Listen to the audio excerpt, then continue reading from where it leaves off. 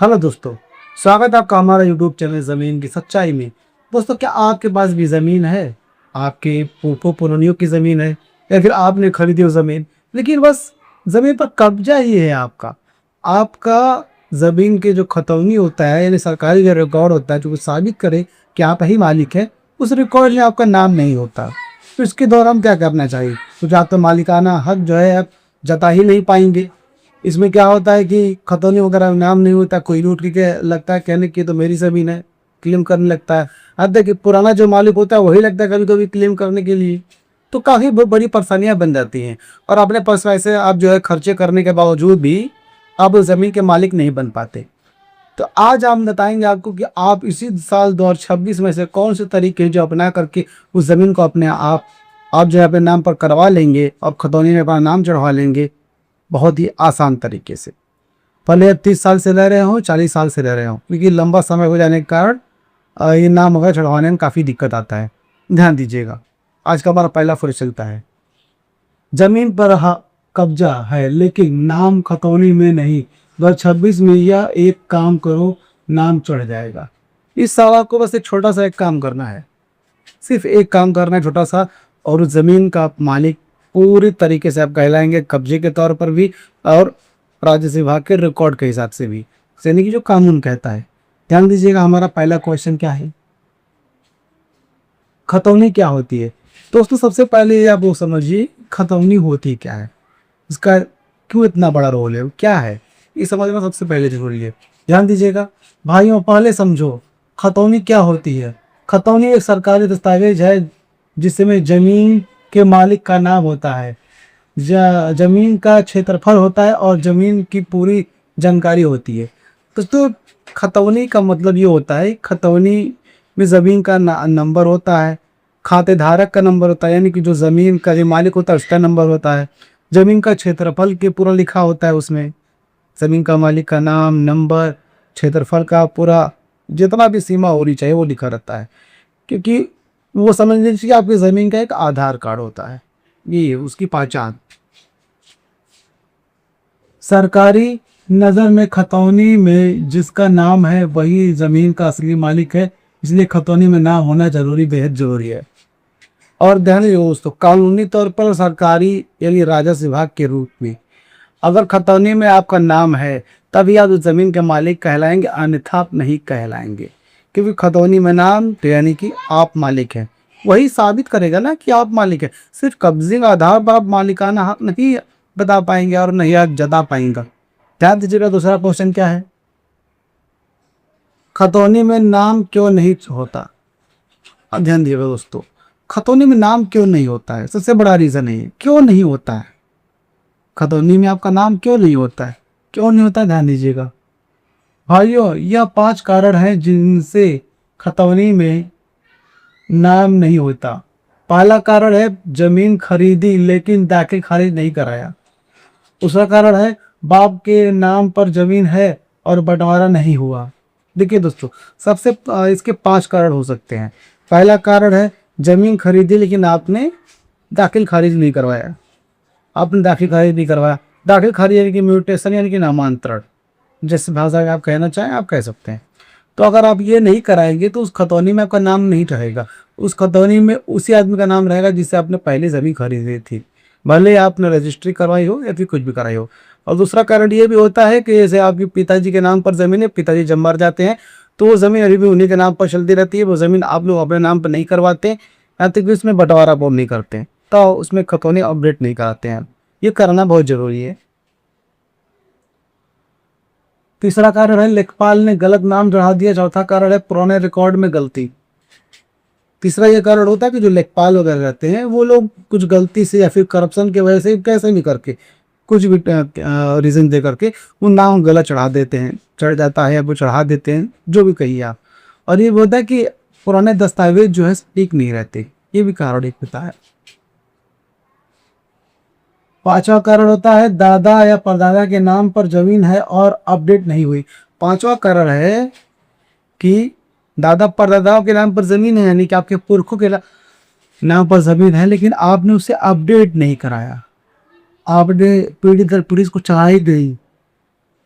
Update नहीं कराएं। Update नहीं कराएंगे आप तो कैसे होगा? अभी भी उन्हीं के नाम पर चल रही है। और 2026 में डिजिटलाइजेशन को लेकर जो सर्वे चल रहा है, इसी सबसे मुख्य कारण यही हुआ है, क्योंकि 100 में से 75% लोग जो है हिंदुस्तान में अभी भी उनके पुरखों की जमीन में उन्हीं के नाम पर है, जो कि वो मर चुके हैं, उन्होंने अपने नाम पर ट्रांसफर नहीं कराए। और बाद में ये बहुत ही बड़ा कारण बन जाता है, जमीन छीनने तक का उन्हें बता जाती है। इन सर्वे इन सब का सॉल्यूशन है घबराना। जी हाँ दोस्तों, इन सब का सॉल्यूशन है घबराना नहीं है। आपको हमें फॉलो करना है, हमारे चैनल में सब्सक्राइब करना है यूट्यूब पर देख रहे हैं तो, और हमारे वीडियो को लाइक कर देना है।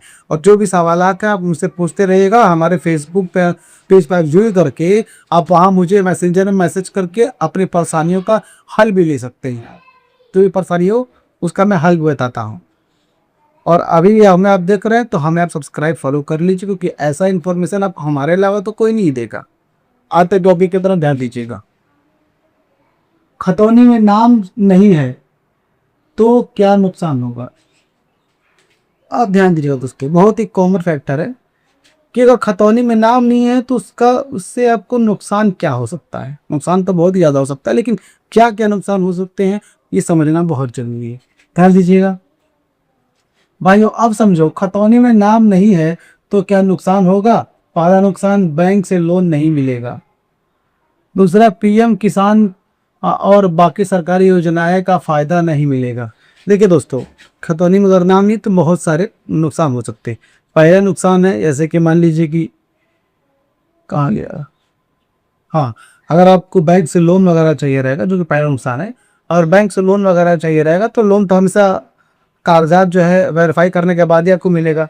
तो उस लोन वेरीफाई करने के दौरान जब उस डॉक्यूमेंट्स में आपका नाम ही नहीं रहेगा, किसी और का नाम रहेगा, तो लोन आपको नहीं मिले।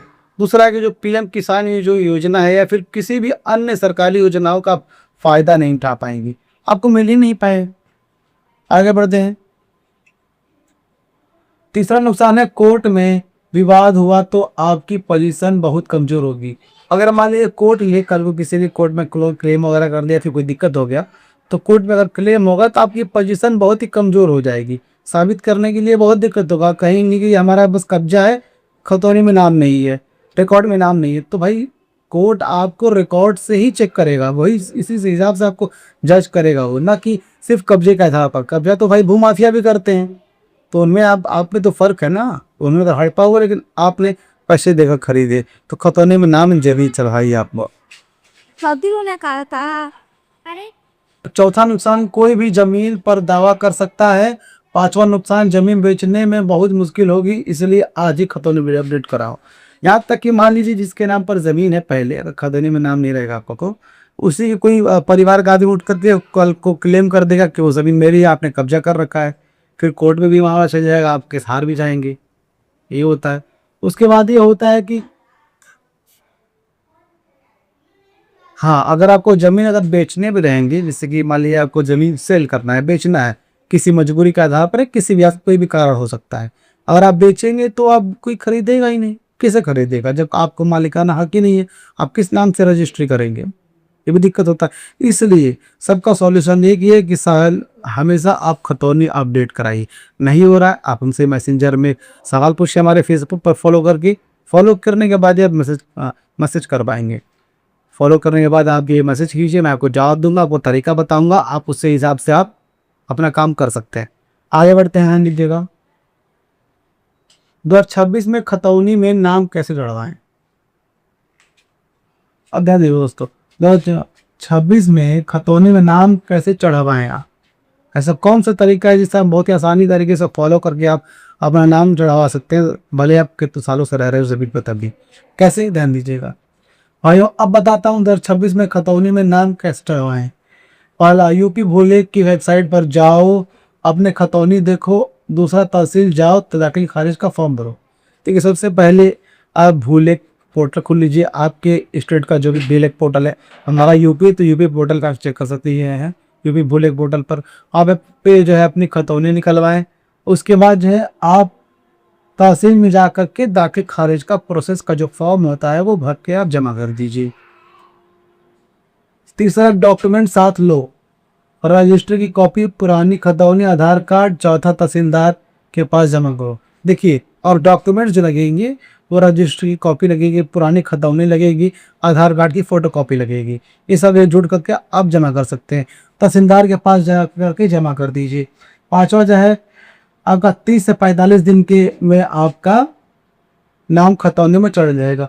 अब 30 से 45 दिन यानी तकरीबन 1.5 महीने, 1.5 सीधा मोटा मोटी 2 महीना मानिए आप। 2 महीने के अंदर ही आपका जो है इन्हें अप्लाई करके तकरीबन 2 महीने बाद तक आपका ऑनलाइन नाम उस पर शो करना चालू हो जाएगा खतौनी में। वो कैसे आप चेक करेंगे? अपने जैसे आपने भू पोर्टल अपनी खतौनी निकाली, आपने चेक किया, सेम वैसे ही आप जो है चेक कर सकते हैं। जहां आपका नाम दिखने लगेगा आदेश में, आप सुरक्षित हैं और बहुत ही अच्छे से हो जाएंगे और बिना डर के हो जाएंगे आप, और आपका नाम उसमें दिखने लगा। तो आगे बढ़ते हैं। ऑनलाइन खतौनी कैसे देखी? आप जानते हैं दोस्तों कि ऑनलाइन आप खतौनी कैसे चेक कर सकते हैं भू पोर्टल पर। और ये भू पोर्टल पे तो चेक करवा, लेकिन कौन कौन से कॉलम पे आपको टिक करके उसमें आगे बढ़ना है, ध्यान दीजिएगा। मैं आपको लिखित रूप में दिखा देता हूँ स्टेप बाय स्टेप। अब बता, भारी हो तो 26 में सबसे आसान तरीका है ऑनलाइन खतौनी देखना। पहला, गूगल पर जाओ, यूपी भूलेख लिखो। देखिए, सबसे आसान तरीका है, अब बहुत ही आसान हो गया है। आपके जो भी एरिया का भूलेख पोर्टल है, कल उससे आप क्लिक कर लीजिए। यूपी का है, बिहार का है, एमपी का है, महाराष्ट्र का, सब खोल लीजिए आप। खोलने के बाद वेबसाइट खोलो। तीसरा, अपना जिला चुनो, जिला चुनो, गांव चुनो, थाना जा काम।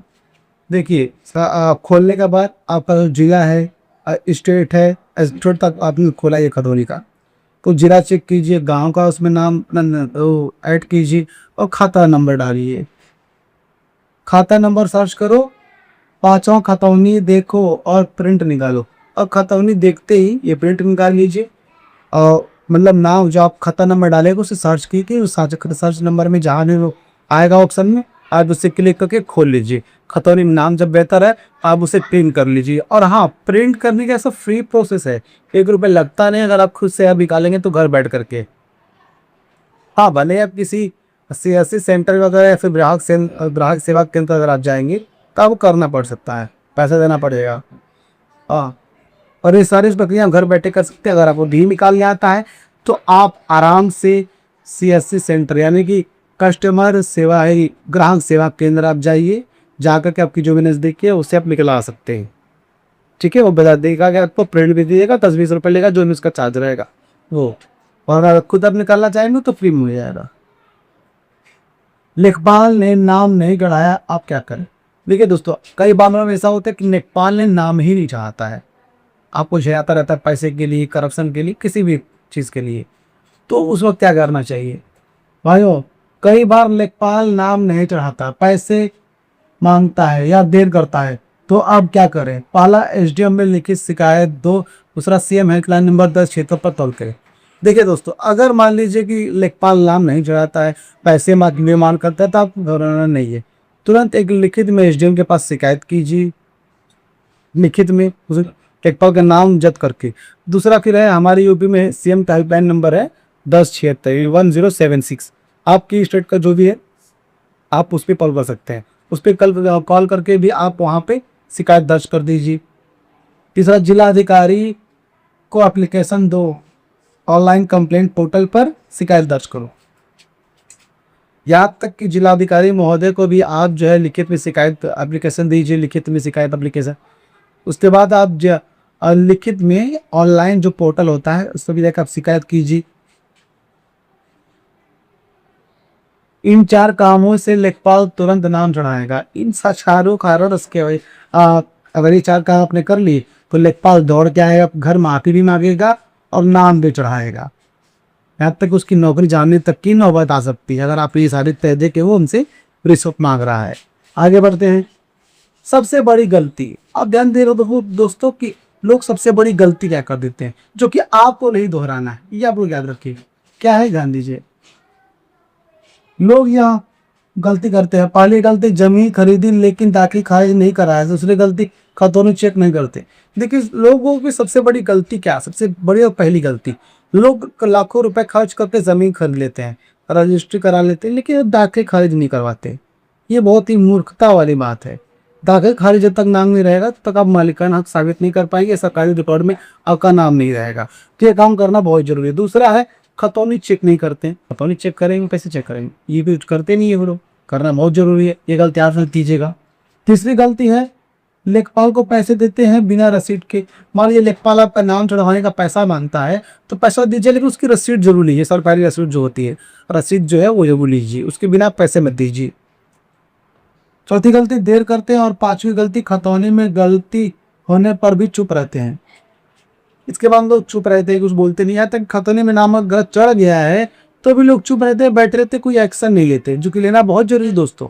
ये होना बहुत जरूरी है। आपके डॉक्यूमेंट्स आपके एग्जैक्ट वही नाम होने चाहिए जो आपके आइडिया, जो आपके आधार कार्ड पर, सिर्फ वैसा ही रहना चाहिए दोस्तों। अगर आप भी इस टॉपिक से रिलेट करते हैं तो घबराने की जरूरत नहीं है। आपको सीधा वकील से मिलना है। अगर आपको नहीं कर पाता कोई काम तो मैं बता रहा हूँ, आप एक वकील से मिलिए। वकील से मिल करके सारी वो प्रोसेस करने पर आप लग जाइए उसके थ्रू, वकील के थ्रू, कि आप उस ज़मीन को अपने नाम पर चढ़वा पाए, कब्जा ही नहीं, इसके कागजी तौर पर भी आप मालिक बन जाए। ठीक है दोस्तों, कोई भी दिक्कत हो, कोई परेशानी, आप मुझे कमेंट बॉक्स से मैसेज कर सकते हैं, मैं आपको जवाब जरूर दूँगा। दोस्तों आपको ये वीडियो कैसा लगा? अगर आपको ये वीडियो अच्छा लगा तो वीडियो को लाइक कीजिए, चैनल को सब्सक्राइब कीजिए और इस वीडियो को ज़्यादा से ज़्यादा लोगों तक शेयर भी कीजिए, ताकि सभी लोगों को ये बातें पता चल सके कि कब्जा होने का मतलब सिर्फ मालिक नहीं होता, खतौनी में नाम भी होना जरूरी है दोस्तों। और उसके तरीके क्या जुड़वाने के, ये भी सबको पता होना जरूरी है दोस्तों। तो फिर मिलेंगे किसी नए वीडियो में, किसी नए टॉपिक की तरफ। तब तक हमें दीजिए इजाज़त। जय हिंद दोस्तों।